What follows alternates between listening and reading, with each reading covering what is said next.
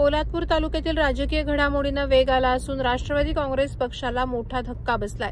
पोलादपूर माजी पंचायत समितीचे माजी उपसभापती म्हणून कार्यरत असलेले आणि राष्ट्रवादी काँग्रेस पक्षाचे ज्येष्ठ नेते म्हणून ओळखले जाणारे शैलेश सलागरे यांनी शनिवारी मंत्री भरत गोगावलेंच्या उपस्थितीत शिवसेना पक्षात प्रवेश केला। या पक्षप्रवेशामुळे पोलादपूर तालुक्यातील कापडे बुद्रुक जिल्हा परिषद गटात शिवसेनेची ताकद आणखी वाढणार असल्याचं बोललं जात आहे। मंत्री भरत गोगावले यांच्या विकासात्मक दृष्टिक्षेपावर विश्वास ठेवून प्रवेश करत असल्याचे प्रवेशकर्ते शैलेश सलागरे यांनी आपल्या मनोगतात सांगितलं। यासोबतच मंत्री भरत गोगावले यांच्या नेतृत्वाखाली विकासाच्या दिशेने वाटचाल करण्यासाठी आणि शिवसेनेच्या विचारधारेतून जनतेची सेवा करण्यासाठी मी हा निर्णय घेतला असल्याचं देखील अधोरेखित केलं।